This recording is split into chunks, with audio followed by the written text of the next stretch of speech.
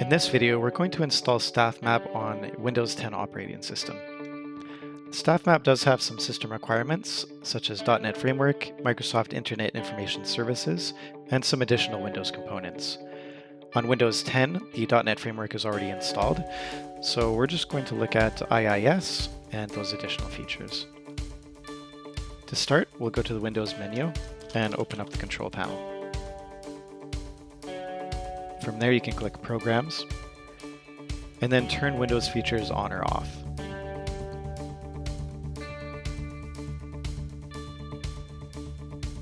Open the Internet Information Services tab, and from Web Management Tools, we're going to select IIS Management Console. From Worldwide Web Services, open Application Development Features,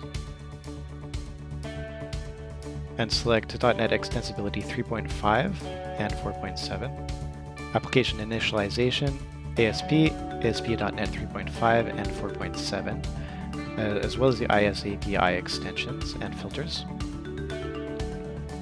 From Common HTTP Features, select Default Documents, HTTP Errors, HTTP Redirection, and Static Content.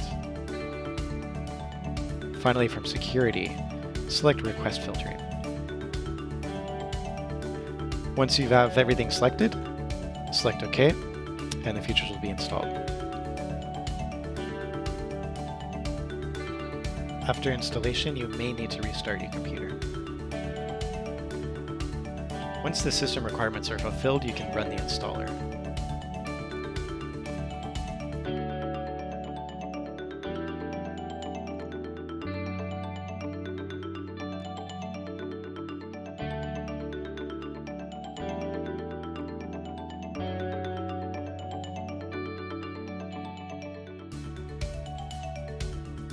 Once you see this screen, you know that StaffMap is installed and you're ready to start building your floor plans.